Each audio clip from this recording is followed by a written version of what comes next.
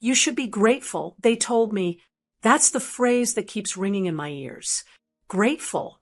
As if I were a stray cat they had graciously allowed to sleep on the porch rather than the woman who paid for the roof over their heads.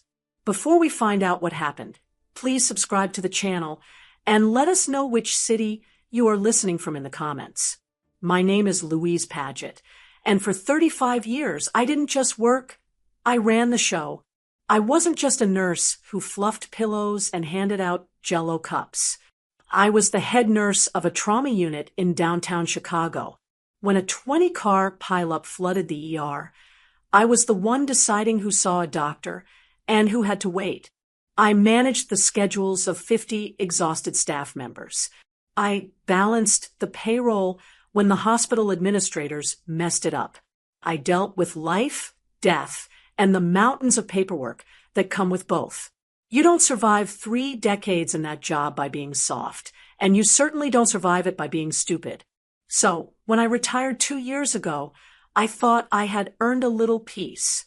I had played the game of life and won. My husband, heavy rest his soul, had passed on, but he left me secure. We paid off the mortgage on our 4-bedroom house back in 2010.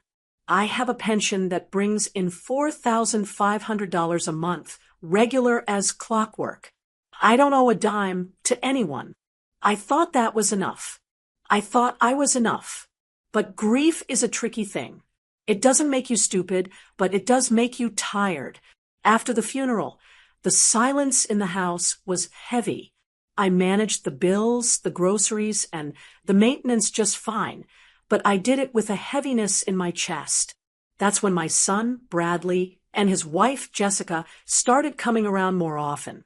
At first, I was happy to see them. I thought they were coming to check on me because they loved me. I made them pot roast on Sundays. I slipped a little cash into my grandson's birthday cards. I thought we were a family pulling together. I didn't see the sharks circling because they were smiling the whole time. It started small, subtle little comments that chipped away at my confidence. "Mom, did you forget to lock the back door again?" Bradley asked one afternoon. I frowned. "I never leave it unlocked, Bradley. You know that." Okay, he said, holding up his hands in mock surrender. "I just found it open. That's all. Maybe it slipped your mind. You have been through a lot lately." He said it so gently, with such concern in his eyes, that I actually checked the lock 3 times that night. Then it was Jessica. We were sitting in the kitchen having coffee, and she noticed a stack of mail on the counter. "Oh, Louise, look at all this," she sighed, picking up a utility bill. "It must be so overwhelming to keep track of all these due dates. My mom missed a payment last month, and they almost shut her power off. The late fees were astronomical. I have a system, Jessica," I said, though I felt a twinge of defensiveness. "I write everything on the calendar." "Of course you do," she said, patting my hand like I was a toddler who had drawn a nice picture. "But systems fail, especially when we get a bit older. Everything is digital now, Louise. Paper trails are so messy. You don't want to accidentally lose your credit rating because a letter got lost in a pile, do you? They planted the seeds day by day. You're tired. You're forgetting things. The world is too fast for you. We just want to help." The breaking point of my resistance wasn't a big explosion. It was a Tuesday afternoon. I was staring at a bank statement that looked different than usual. The bank had updated their layout, changing where the transaction codes were. The font was smaller. The columns didn't line up the way I was used to. I had a headache behind my eyes that wouldn't go away, and for a split second, I just wanted someone else to deal with it. I wanted to just be a grandmother, not a manager. Bradley happened to walk in right at that moment. He saw me rubbing my temples, the papers shaking slightly in my hand. "Rough day with the numbers, Mom?" he asked. "They changed the format," I muttered, putting the paper down. "I can't find the deduction for the property tax." He sat down next to me, sliding the paper over. Jessica and I could handle this for you. Just the technical stuff. We can set it up online. So you never have to squint at these papers again. You've worked hard your whole life, Mom. Why are you still stressing over paperwork? Let us carry the load for a while. I looked at him. He was my son. I wiped his nose when he was 3. I paid for his college when he was 18. Why shouldn't I trust him? I don't want to be a burden, I said softly. You're not a burden, he smiled. You're family. We just want you to relax. If I had known that relaxing would cost me my dignity, I would have burned that bank statement right there on the table. But I didn't know. I was tired, and I trusted them. All right, I said, pushing the paper toward him. Maybe you're right. And just like that, I opened the door and invited the wolves in. For the first few weeks, it felt like a vacation. I stopped checking the mailbox with that knot of anxiety in my stomach. I stopped waking up at 3 a.m. wondering if I had remembered to transfer money to the savings account. Bradley and Jessica would come over on Sundays, and instead of talking about bills or repairs, we just talked. It felt nice. It felt like I had my son back, not just a handyman I called when things broke. But looking back now, I see that the piece was just the bait. The trap was already closing around my ankles. The shift didn't happen overnight. It was a slow drip of doubt, carefully measured to make me question my own mind. It started with a water bill. I have paid the water bill on the 15th of every month for 40 years. It is automatic for me. But one Tuesday, Jessica walked into the kitchen holding a red envelope. "Oh, Louise," she said, her voice dripping with that sticky sweet concern. "This was in your pile. It's a disconnect notice." I froze. That's impossible. I wrote the check 2 weeks ago. "Well, maybe you wrote it but forgot to mail it," she suggested, tilting her head. "Or maybe you wrote the wrong amount. It happens, My aunt started doing that right before she had to go into the home." My stomach dropped. I snatched the envelope from her. It was a past due notice, but the date on it didn't make sense. I went to my checkbook register to prove her wrong, but my hands were shaking so bad I couldn't read my own handwriting. "See," Bradley said, stepping up behind me and placing a heavy hand on my shoulder. "You're getting worked up. Your blood pressure can't take this, Mom. Let us handle it. We'll pay it online right now." I felt a flush of shame hot enough to burn my cheeks. I let them take the bill. I later found out the bill wasn't even late. It was a clerical error by the water company, but they never told me that. They let me believe I was losing my mind. That was the opening they needed for the big move. A week later, Bradley sat me down at the dining room table. He had a folder of documents and a serious look on his face. "Mom, the bank called," he lied. I know now it was a lie, because banks don't call you to give financial advice on a Saturday. "They said the way your accounts are set up is risky. If something happens to you, God forbid, the accounts freeze. Jessica and I wouldn't be able to pay for your hospital bills or arrangements. We'd be locked out for months while the courts fight over it. I have a will," I said, "and I can give you power of attorney." "Power of attorney is messy," Bradley said quickly, too quickly. "It requires lawyers, it expires, and half the banks don't even honor the old forms anymore. There's a better way. It's called joint ownership with rights of survivorship. It just means I'm on the account with you. I can't do anything without you knowing, but if there's an emergency, I can sign a check. It's for your safety." I hesitated. During my nursing years, I had seen families torn apart by money. But this was Bradley. This was the boy who used to mow lawns to buy me a Mother's Day gift. He wasn't a stranger. And after the water bill incident, I was terrified of making a mistake that would leave me in the dark. So I drove to the bank with them. I sat in the leather chair across from the personal banker, a young woman who looked at me over her glasses. Mrs. Paget. She asked, "Do you understand that by adding your son as a joint owner, you are giving him equal access to these funds? He can withdraw, transfer, or close the account without your further permission." I looked at Bradley. He smiled, that reassuring, confident smile. "It's just for emergencies." "Mom, you know that." "I understand. I told the banker. I signed the paper. I didn't sign a permission slip. I signed my life away. I didn't know it then. But legally, the money was no longer just mine. It was ours. And in their eyes, it was theirs. The physical takeover happened almost immediately after we left the bank. "Mom, give me your debit card," Bradley said as we got into the car. "I need the numbers on the back to set up the online banking app on my phone.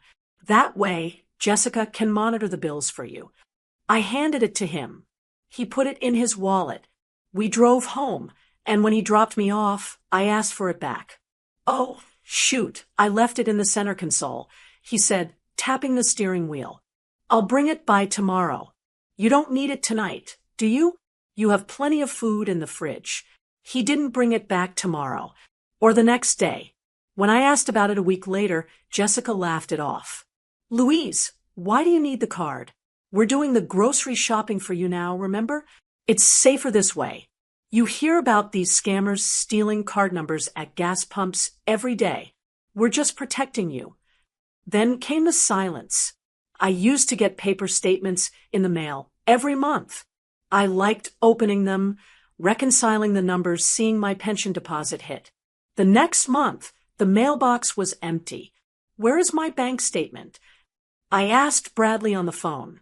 "We switched it to paperless, Mom," he said, sounding annoyed that I was even asking.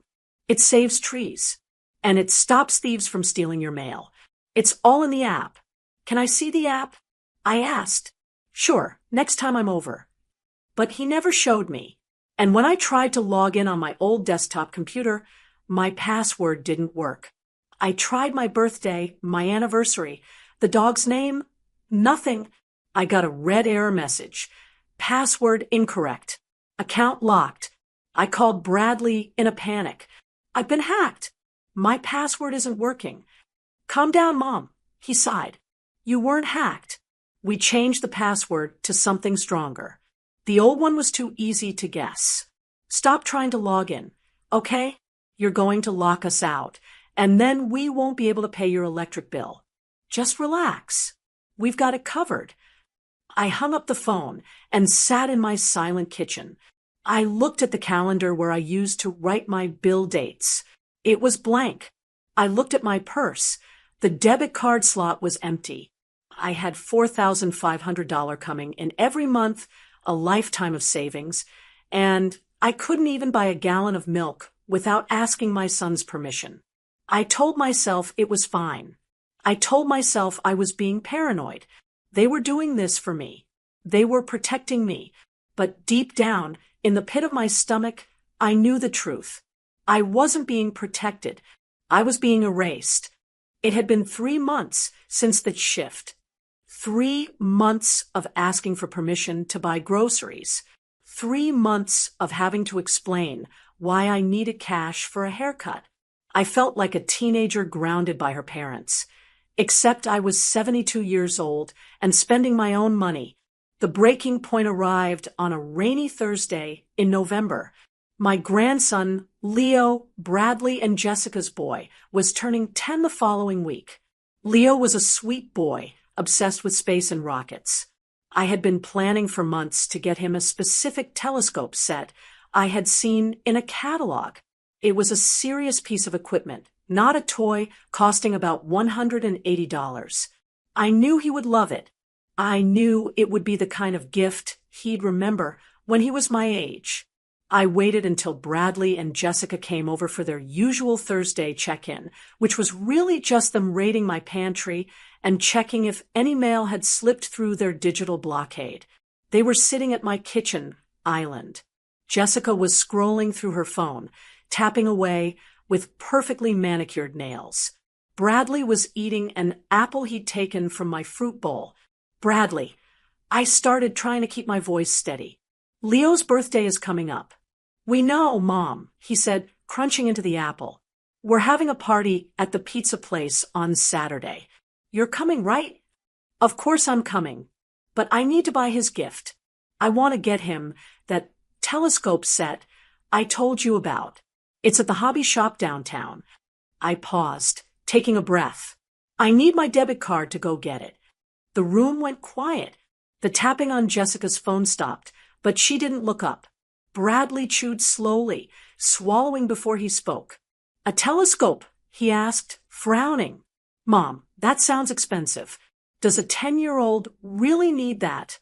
He'll probably break it in a week. He won't break it. I insisted. He's a smart boy. And it's my money, Bradley. I want to spend it on my grandson. Jessica finally looked up. She let out a short, sharp laugh, like a bark. Louise, you really don't need to go all out. We got him a video game. He'll be fine with that. Besides, do you really want to drive all the way downtown in this weather? It's slippery out there. I am perfectly capable of driving to the hobby shop, I said, my voice rising just a notch. Please, just give me the card for the afternoon. I'll bring it right back with the receipt. Bradley sighed. It was a long, heavy sigh, the kind a parent gives a child who is begging for candy before dinner. He reached into his pocket. My heart leaped. I thought he was going to hand me the card. Instead, he pulled out his wallet and opened it. He thumbed past a stack of 20s and pulled out a single $50 bill. He placed it on the granite counter and slid it toward me with 2 fingers. We don't think you need to be spending hundreds on toys, Mom, he said calmly. It's not prudent. You're on a fixed income, remember? My fixed income is $4,500 a month, I said, staring at the bill. I have plenty of money, and we want to keep it that way. Jessica chimed in, going back to her phone. Retirement homes are expensive, Louise. We're saving for your future. Bradley tapped the $50 bill. Take this. Get him a nice book or maybe some socks. He needs socks. This should be enough for your little treats. Your little treats. The words hung in the air like smoke. My pension, money I earned working double shifts in the ER, money I saved by skipping vacations and cooking at home, was now an allowance. A little treat. I looked at the $50. I wanted to scream. I wanted to throw the apple at his head. But I knew that if I made a scene, they would just say I was being emotional or difficult. They would use it as proof that I was losing it. So I picked up the bill. My fingers felt numb. Thank you, I whispered. You're welcome, Bradley said, standing up. We're doing this for you, Mom. You'll thank us later. They left about 20 minutes later. I sat there for a long time, staring at the $50. I felt small. I felt erased. I felt like the Louise Paget who ran a trauma unit had died, leaving this hollow shell behind. I eventually got up to clean the kitchen. They had left a mess, as usual. Coffee cups on the table, apple core on the napkin. As I wiped down the counter where Jessica had been sitting, I saw something on the floor. It was a crumpled piece of white paper, near the bar stool. I almost swept it up, but something made me stop. I bent down, my knees popping in the quiet house, and picked it up. It was a receipt. I smoothed it out on the counter. It was from Lumina Salon and Spa. The timestamp was 1:15 p.m. that same day, just before they came to my house. I put on my reading glasses. Gel manicure. $45 deluxe pedicure. $60 highlight and cut. $95 total. $200. I stared at the bottom of the receipt. The last 4 digits of the card used were 8842. My heart hammered against my ribs. I knew that number. I had memorized it years ago. That was my debit card. Jessica had spent $200 of my money on her nails and hair. 2 hours before sitting in my kitchen and telling me I couldn't afford a telescope for her son. She had sat there, tapping her freshly painted nails on her phone, while her husband handed me $50 and told me to buy socks. They weren't saving for my future. They were spending it on their present. The sadness that had been weighing me down evaporated instantly. In its place, a cold, hard clarity washed over me. It was the same feeling I used to get when a patient was crashing, the moment when the panic disappears and the training takes over.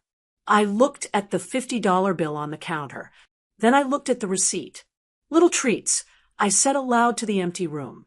I wasn't a helpless old lady anymore. I was a woman who had just realized she was being robbed by the people she loved, and I knew exactly what I had to do. I didn't cry. I folded the receipt carefully and put it in my pocket. The time for asking was over. I didn't sleep that night. I laid in bed, listening to the rain tap against the window, my hand still clutching that crumpled receipt in my pocket. The anger wasn't a hot, flashing thing anymore. It had settled into something cold and heavy in my gut, like a stone. Bradley and Jessica had left hours ago, smug and satisfied with their $50 charity.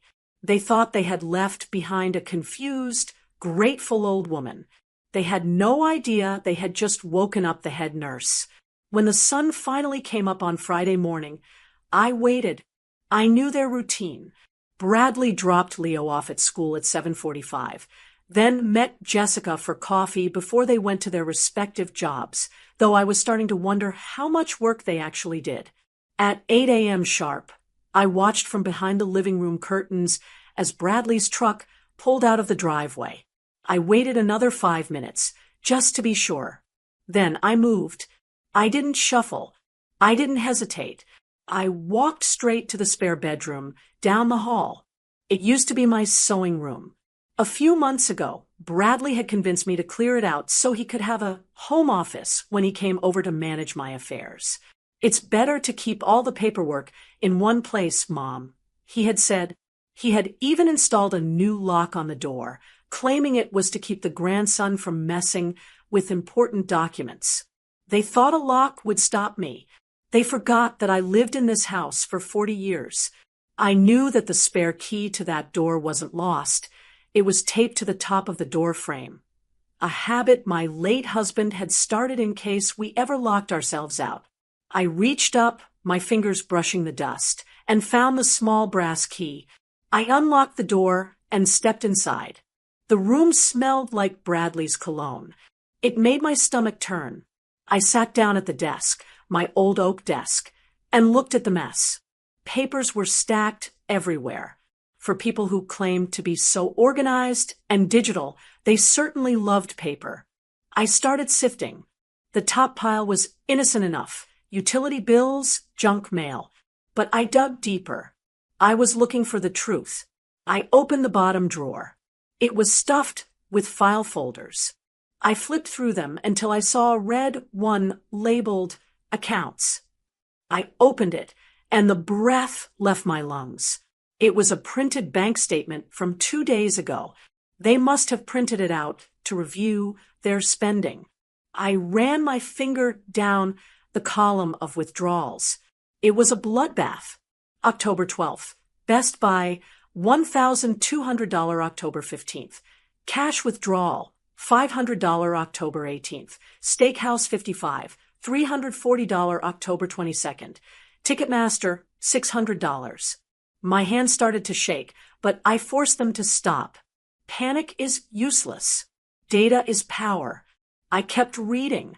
They weren't just buying little treats for themselves. They were living a second life on my pension. They were eating at restaurants I couldn't afford, buying electronics I didn't need, and withdrawing cash like it was unlimited. And then I saw the balance. When I retired, I had a nest egg of $65,000 in my savings account, separate from my monthly pension. It was my emergency fund, my fix-the-roof fund, my what-if-I-get-sick fund. The statement showed a balance of $32,000. They had burned through nearly half of my life savings in 6 months. I felt sick. I wanted to close the folder and pretend I hadn't seen it. I wanted to go back to being the oblivious mother who trusted her son. But I couldn't, because then I saw the other paper. It was underneath the bank statement, clipped to a glossy brochure. The brochure was for a company called Lakeside Marine. On the cover was a picture of a gleaming white boat, a 20-foot bowrider with leather seats. It was beautiful. It was expensive. I pulled the paper out. It was a purchase agreement. Buyer, Bradley Paget co-buyer. Jessica Paget item. 2024 Sea Ray SPX total price. $48,000 down payment required. $25,000. I stared at the numbers. $25,000. My eyes scanned down to the bottom of the page. There was a sticky note attached to the contract in Jessica's handwriting. Closing appointment, Friday, December 12th at 2 p.m. Bring cashier's check. I looked at the calendar on the wall. Today was Friday, December 12th. The clock on the wall ticked loudly. It was 8:30 a.m. They weren't just skimming off the top anymore. They were going for the kill. At 2 p.m. today, in less than 6 hours, they were going to walk into my bank, withdraw $25,000 from my savings, and buy a boat. They were going to drain me dry. If they took that money, I would have almost nothing left. My security, my independence, my ability to take care of myself. It would all be gone, traded for a fiberglass toy they would use on weekends while I sat at home eating toast. The realization hit me harder than any physical blow. This wasn't just greed. This was disdain. You don't do this to someone you respect. You don't do this to someone you love. You do this to someone you view as a resource, a piggy bank waiting to be smashed open. I stood up. My legs felt surprisingly steady. The shock had passed, replaced by a cold, sharp focus. It was the same focus I had when a code blue alarm went off in the ward. The emotions, the hurt, the betrayal, the sadness. I boxed them up and shoved them into the back of my mind. I didn't have time to be a mother today. I had to be a survivor. I took out my phone and took photos of the bank statement and the boat contract. I needed proof. Then I carefully put everything back exactly as I had found it. The red folder in the bottom drawer, the papers stacked on top. I locked the door and replaced the key on the frame. I walked to the kitchen and made myself a cup of tea. I forced myself to drink it, even though my throat was tight. I needed the caffeine. I needed to think. I had 6 hours. They thought they had control. They thought that because they had the passwords and the debit cards, they owned the money. They thought that because I was 72, I was helpless. But they had made a mistake. They had forgotten that joint owner works both ways. They had forgotten that before I was a retiree, I was the woman who handled the toughest jobs in the hospital. And most importantly, they had forgotten that I was the one who taught them how to walk. I looked at the clock. 8:45 a.m. The bank opened at 9. I wasn't going to call them. I wasn't going to beg. I wasn't going to ask them to explain. I was going to the bank. And I was going to get there before they did. I didn't drive my own car. That was the first decision I made. Bradley knew my car. He knew the license plate, and for all I knew, he had put a tracker on it for my safety. I wasn't taking any chances. I called a taxi service I hadn't used in years. When the yellow cab pulled up to the curb, I didn't walk out the front door, where the neighbors might see. I went out the side door, slipping through the garage, clutching my purse like it contained the nuclear codes. "Where to, ma'am?" the driver asked. "First National Bank," I said, "but not the one on Main Street. Take me to the branch on the north side, near the highway." The Main Street branch was where we had gone to set up the joint account. The tellers there knew Bradley. They knew Jessica. If I walked in there alone and started moving money, someone might make a courtesy call to my son to let him know his mother was acting strange. I needed a stranger. The ride took 20 minutes.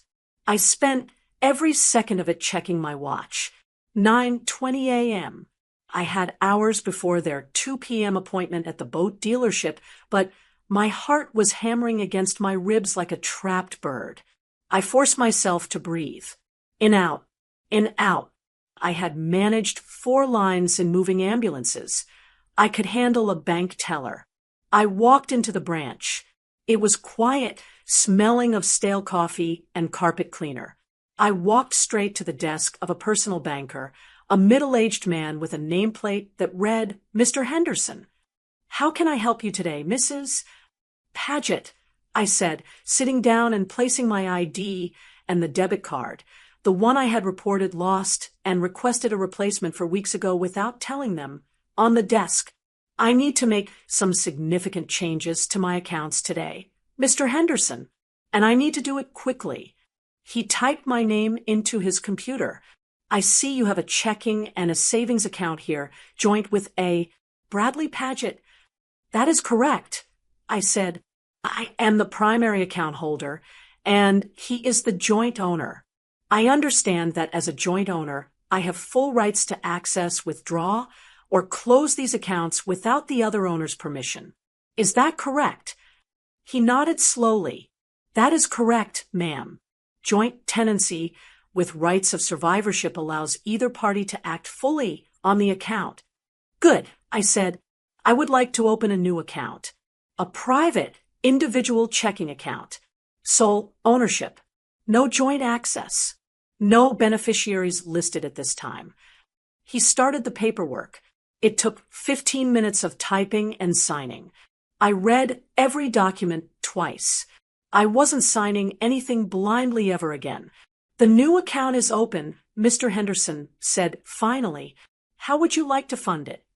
I want to transfer funds from the joint savings and the joint checking, I said. I sat up straighter. I want to transfer everything. He paused, his hand hovering over the mouse. Everything, ma'am? You want to close the joint accounts? No, I said. Do not close them. If you close them, it sends a notification to the other owner immediately. I don't want that. I leaned in closer. I want you to transfer exactly $31,950. Leave exactly $50 in the checking account. Mr. Henderson looked at me over his glasses. He looked at the balance on the screen, then back at me. He didn't ask why. He was a banker. He had probably seen divorces and family feuds play out across this desk 1,000 times. $50 remaining, he repeated. Very well. And Mr. Henderson, I added, this is the most important part. I need you to disable the overdraft protection on the joint account. Completely turn it off. Are you sure? He asked. If a charge comes through that is larger than the $50 balance, it will be declined immediately. The bank won't cover it. I am sure, I said. That is exactly what I want. If anyone tries to spend $51, I want that card to decline. I watched him click the mouse. Click. The money moved. Click. The overdraft was disabled. In a matter of seconds, the $32,000 that Bradley and Jessica were planning to use for their boat down payment vanished from their reach. It was safe in my new account, under a new number that only I knew. Is there anything else? Mr. Henderson asked, handing me my receipt. Yes, I said. I need a new debit card for my private account, and I need you to block my online banking access for the next 24 hours. Say it's a security reset, if anyone asks. I walked out of the bank 10 minutes later. The sky was still gray, but the air felt lighter. I felt lighter. I took the taxi back to a coffee shop a few blocks from my house and walked the rest of the way, checking to make sure Bradley's truck wasn't in the driveway. It was empty. I let myself in, hung up my coat, and destroyed the taxi receipt. Then I set the stage. I went into the bathroom and splashed water on my face. I didn't put on makeup. I put on my old bathrobe, The one with the frayed collar that Jessica always said made me look ancient. I went to the kitchen, made a cup of tea, and sat in the living room with the lights off, just waiting. Around noon, my phone rang. It was Jessica. "Louise," she sounded rushed. "Bradley and I are grabbing lunch near the dealership. We were going to swing by and pick you up so you can be part of the surprise we told you about. The boat. They wanted me there to watch them spend my money." "Oh, Jessica," I said, making my voice sound thin and scratchy. "I don't think I can make it. I've had this terrible migraine since you left. I'm just lying here in the dark." "Seriously?" She didn't sound concerned. She sounded annoyed. "It's kind of a big day, Louise." "I know, I'm sorry," I said. "I just need to rest my eyes. You two go ahead. Have fun." "Fine," she huffed. "We'll come by afterwards to show you pictures. Bye." She hung up. I sat back in the recliner and took a sip of my tea. It was the best cup of tea I had ever tasted. They were at lunch. They were celebrating. They were probably drinking champagne, toasting to their new boat, to their cleverness, to the easy money they had siphoned from the old lady. I looked at the clock. 12:15 p.m. They had less than 2 hours until they tried to swipe that card. They were walking into a buzzsaw, and I was just sitting here waiting for the sound. I wasn't the victim anymore. I was the one holding the remote control, and I was going to enjoy the show. The house was quiet. It was the kind of deep, heavy silence you only get when the television is off and the appliances aren't running. I sat in my recliner with a fresh cup of tea, steam rising in a thin, gray ribbon. I wasn't reading. I wasn't knitting. I was just watching the clock on the mantel. It was 1:55 p.m. 5 miles away, at Lakeside Marine. I knew exactly what was happening. I could picture it as clearly as if I were watching a movie. Bradley and Jessica would be pulling into the lot right about now. They wouldn't park in the back. Bradley would park his truck right up front, taking up 2 spaces, eager to show that he was a man of means. A man about to buy a $48,000 boat. They would be walking into the showroom, the smell of fiberglass and money in the air. Jessica would be wearing her big sunglasses, acting bored but secretly thrilled. Bradley would be shaking the salesman's hand, probably gripping it a little too hard, acting like a big shot. I took a sip of tea. It was Earl Grey, smooth, calming. At 2 p.m., the salesman, let's call him Gary, would be sitting them down at his glass desk. He'd have the paperwork fanned out. The C-Ray brochure would be right there. They would sign the papers with a flourish. They wouldn't even read the fine print. They never did. They just wanted the keys. "All right, folks," Gary would say, tapping the payment terminal. "We just need that down payment to finalize everything. $25,000 as discussed." This was the moment. Back in my living room, the grandfather clock chimed the hour. Bong, bong. At the dealership, Bradley would be pulling out his wallet. He wouldn't be nervous. Why would he be? For 6 months, that card had been a magic wand. He waved it, and gas went into his tank. He waved it, and steaks appeared on his table. He waved it, and my money became his money. He would slide the card into the chip reader with a smirk. "It's a big purchase," he'd probably tell the salesman, laughing. "Hope your machine can handle it." He would wait. Jessica would be looking at her phone, mentally picking out cushions for the boat deck. Transaction declined. I imagined the look on Bradley's face. A flicker of confusion. Not panic yet, just annoyance. "Must be the chip," he'd say. "It's a new card. Just run it again." The salesman would smile politely, reset the machine, and ask him to insert it again. Bradley would shove it in harder this time, tapping his foot. "Declined." "That's ridiculous," Bradley would snap. I knew his temper. When things didn't go his way, he got loud. "There is over $30,000 in that account. I checked it myself 2 days ago. Your machine is broken. I can try entering the numbers manually, sir, the salesman would offer, his smile getting a little tight. Do that. And hurry up, we have a dinner reservation. They would try it manually. Declined. Insufficient funds. By now, 2:10 p.m., the atmosphere in that glass office would be changing. The salesman would be pulling the paperwork back, slightly. Other customers browsing the life jackets would be glancing over.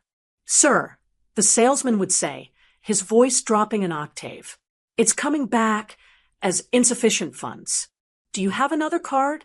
Or perhaps a cashier's check? I don't need another card. Bradley would yell, standing up. There is money in there. I'm calling the bank right now to straighten you people out. This was the part one had counted on. Bradley's arrogance. He wouldn't retreat. He wouldn't go outside to make a private call.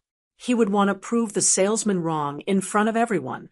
He would want to prove he was the big man.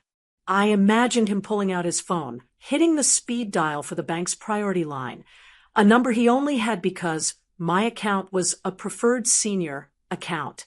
Speakerphone. I whispered to the empty room. Put it on speaker, Bradley. He would. He always did. He liked an audience. First National Bank. This is Sarah speaking. How can I help you? Yeah, this is Bradley Paget. He'd bark. I'm at a dealership trying to make a purchase, and your stupid system is declining my card. I'm a joint owner on the account. Fix it. Now. One moment, Mr. Paget. Let me pull up the records. The typing sound would echo through the small office. Jessica would be tapping her foot, looking around to see who was watching.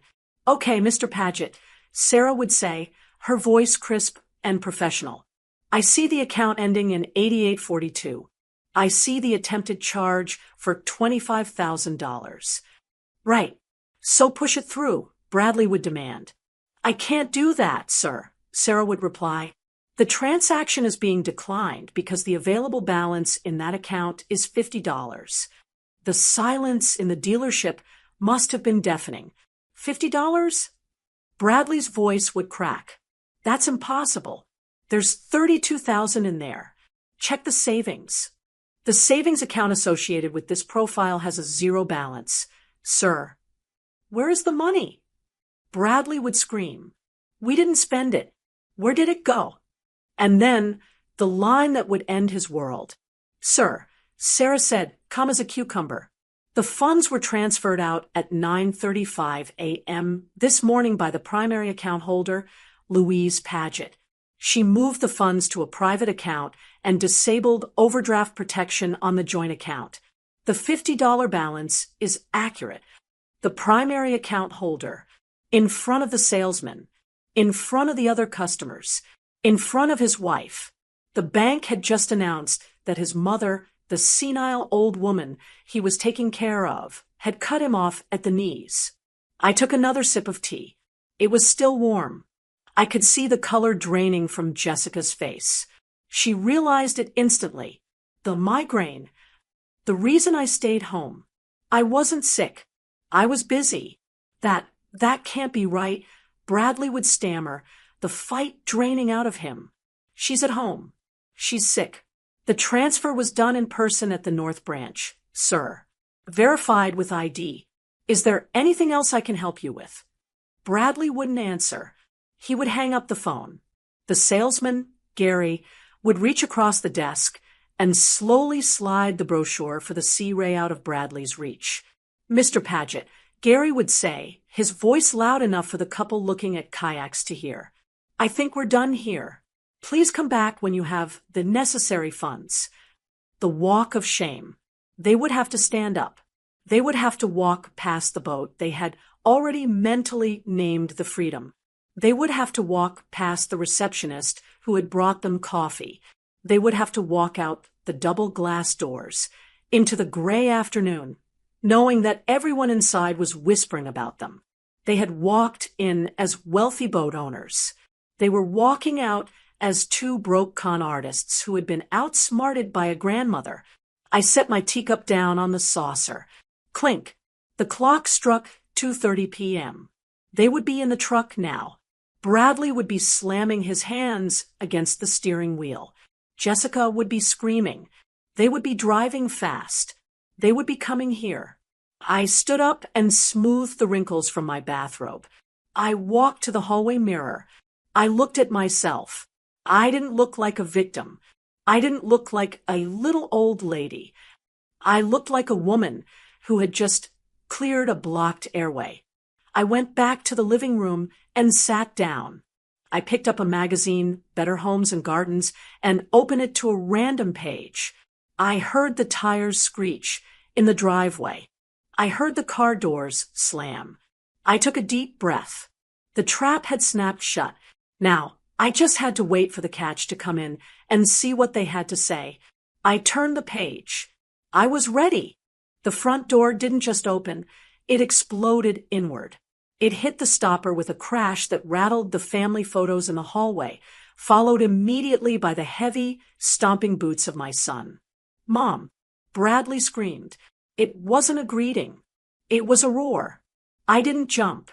I didn't scramble to hide. I stayed exactly where I was in my leather recliner, my hands folded over the magazine in my lap. I watched them storm into the living room like a hurricane. Bradley's face was a color I had only ever seen on patients having a cardiac event, a deep, blotchy purple. Jessica was right behind him, her mascara smudged, looking less like a fashion plate and more like a cornered animal. "Where is it?" Bradley shouted, standing over me, his chest heaving. "What did you do?" "The bank said you moved the money. They humiliated us, Mom, in front of the whole dealership."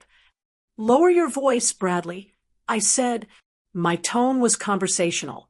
The same voice I used to tell a doctor he was prescribing the wrong dosage.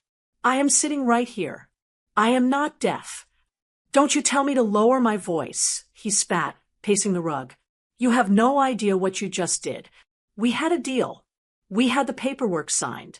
Do you know how stupid we looked when that card declined? Do you?" "I imagine you looked quite foolish," I said calmly, "especially when they told you the balance was $50. Jessica stepped forward, her hands trembling. "Louise, this isn't a game. You're confused. You don't understand how banking works anymore. You probably pressed the wrong button or transferred it to some scammer. We need to fix this right now. Where is the money? Did you put it in cash? Did you hide it?" She was still doing it. Even now, with the evidence staring her in the face, she was trying to play the senile old lady card. She thought if she said it with enough conviction, I would believe her and hand over the keys. "I didn't send it to a scammer, Jessica," I said, looking her dead in the eye. "I moved it. I opened a private account this morning, an individual account. Just me." You can't do that," Bradley stammered, stopping his pacing. "I'm a joint owner. That money is ours." "Joint ownership with rights of survivorship." I corrected him. "I read the contract. Bradley, just like I read the boat contract you tried to hide in my sewing room. Either owner has full access. You used your access to drain my savings for 6 months. I used my access to take back what was left." The room went deadly silent. The air conditioner hummed. Bradley looked at Jessica, then back at me. The realization was finally hitting him. I wasn't confused. I knew about the boat. I knew everything. "We were doing that for you," Bradley lied, though his voice lacked the usual confidence. "That boat, it was an investment. For the family, for you to enjoy on weekends." "I get seasick, Bradley," I said dryly, "and I noticed my name wasn't on the title. Only yours and Jessica's." He ran a hand through his hair, desperate now. "Okay, look, maybe we rushed it. Maybe we should have talked to you first. I'm sorry, okay? But you can't just hoard that money. We have a deposit down. If we don't pay by 5 o'clock, we lose the boat and the holding fee. Just write us a check. We'll pay you back. I promise." "Yeah, Louise," Jessica chimed in, trying to force a smile. We're family. Don't be spiteful. Just give us the card back, and we can forget this whole ugly afternoon happened. They were standing there, hands out, expecting me to fold. They expected the mother who cooked Sunday dinners and knitted sweaters. They expected the grandmother who just wanted everyone to get along. I reached down to my purse, which was sitting on the floor beside my chair. Bradley's eyes lit up. He thought I was reaching for the checkbook. He thought he had one. I opened the clasp. I didn't reach for the checkbook. I didn't reach for the new debit card. I reached into the small side pocket where I kept my loose cash. I pulled out the single, crisp $50 bill Bradley had handed me 2 months ago. The bill he had peeled off his roll of stolen money while his wife laughed at me. I stood up. My knees didn't crack. I walked over to the coffee table that stood between us. I smoothed the bill out on the wood, pressing it flat with my palm. Washington's face stared up at them. You need money for the boat? I asked. Yes, Mom, obviously. Bradley huffed. I tapped the $50 bill. Here, I said, this should be enough for your little treats. The silence that followed was heavy enough to crush a man. Bradley stared at the bill. His face went from purple to a ghostly white. He remembered the words. I saw the memory hit him like a physical slap. He looked at me, really looked at me for the first time in years. He didn't see a resource. He saw me. That's not funny, he whispered. It wasn't funny when you said it to me, either. I replied. It wasn't funny when you told me I couldn't afford a telescope for your son, while your wife spent $200 of my money at a salon. I turned to Jessica. She flinched. I saw the receipt, Jessica. I saw the bank statements. I saw the restaurant bills. You haven't been managing my finances. You've been looting them. We have expenses. Jessica shrieked, dropping the act entirely. We have a lifestyle to maintain. You're sitting on all this money, doing nothing with it. You're old Louise. What do you need money for? You're just going to die anyway. The words hung in the air, ugly and raw. Bradley looked shocked that she had actually said it out loud, but he didn't correct her. That hurt more than the theft. He agreed with her. Get out, I said. What? Bradley blinked. I said get out. Not just of this room. Out of this house. You can't kick us out, Bradley scoffed, regaining a bit of his arrogance. We've been staying here 3 nights a week to take care of you. Our stuff is in the guest room. We have rights. You have no rights, I said, walking to the mantel and picking up a white envelope I had prepared while they were at the dealership. This is my house. The deed is in my name. The mortgage is paid by me. I handed him the envelope. This is a formal notice to vacate, I said. I printed it off the state legal aid website. You have 30 days to remove your clothing, your toiletries, and that ridiculous exercise machine you never use from my guest room. If you are not gone by January 12th, I will have the sheriff remove you for trespassing. Bradley held the paper like it was burning his fingers. Mom, you're evicting us? Over a boat. Over a misunderstanding. It's not about the boat, Bradley, I said, my voice finally wavering with the weight of the heartbreak. It's about the fact that you looked at your mother and saw a bank account. You took away my dignity for $50. I walked to the front door and opened it wide. The cold afternoon air rushed in. And one more thing, I said as they stood there, stunned and motionless. I have an appointment with my attorney on Monday morning. I'm updating my will. I suggest you start saving that allowance I just gave you. You're going to need it. Bradley looked at the $50 on the table, then at me. He didn't pick it up. He turned around, grabbed Jessica by the arm, and walked out the door. I watched them get into the truck. I watched them back out of the driveway. I watched them drive away. I closed the door and locked it. I slid the deadbolt home. It was the most beautiful sound I had ever heard. The weeks following the reckoning were quieter than I expected, but it was a different kind of quiet. Before, the silence in my house felt like loneliness. Now, it felt like peace. It felt like freedom. Bradley and Jessica didn't give up immediately, of course. For the first few days, my phone buzzed constantly. There were long, rambling texts from Bradley about how family sticks together, and how they were just trying to help me invest. There were tearful voicemails from Jessica blaming the stress of her job for her behavior. They even sent Leo over with a handmade card that I suspected Jessica forced him to draw. I hugged my grandson, gave him a cookie, and sent him home. But I didn't answer the texts. I didn't return the calls. I had spent 35 years listening to people's excuses in the emergency room. I knew the difference between a mistake and a character flaw. What they did wasn't a mistake. It was a choice. On Monday morning, just as I promised, I met with my attorney. It took about an hour to undo the damage they had tried to cause. I revoked the previous will. I set up a trust for Leo that he can access when he turns 25, skipping his parents entirely. Bradley and Jessica won't see a dime of the house, the savings, or the pension. My lawyer did the math for me. Between the value of my home, my investments, and my remaining life expectancy, Bradley and Jessica effectively threw away an inheritance worth over $500,000. They lost a fortune because they were too greedy to wait and too arrogant to respect me. They traded a lifetime of security for a boat they didn't even get to buy. A month later, I stood in the driveway. The winter sun was bright. I held my car keys in my hand. For 6 months, they had told me I was too old to drive. They said my reflexes were shot. They said the roads were too dangerous. I unlocked the door, sat in the driver's seat, and turned the ignition. The engine purred. I adjusted the mirror. I didn't feel confused.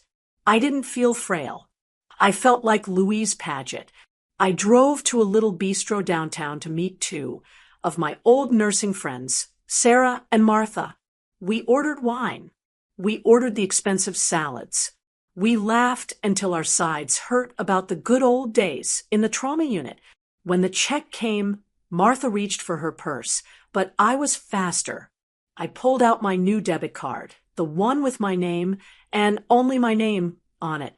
"I've got it," I said, handing it to the waiter. "Oh, Louise, you don't have to," Sarah protested. "I insist." I smiled. "I'm celebrating." "Celebrating what?" Martha asked. "My independence," I said. The waiter brought the receipt back. I signed it with a flourish. No permission asked.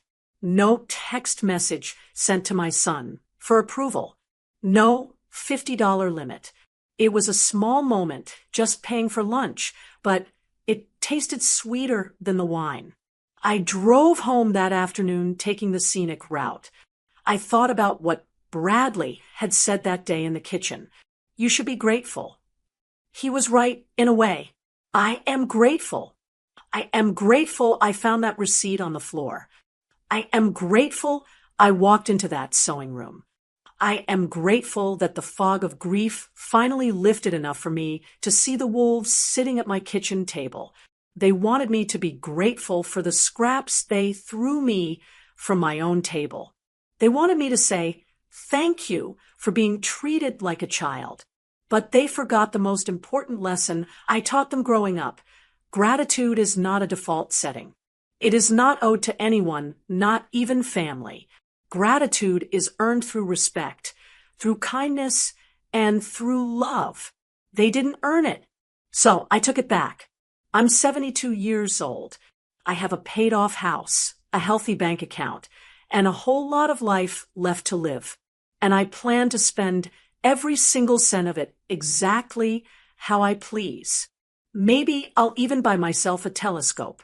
After all, I can afford the little treats. Did you like the story? And which city are you listening from?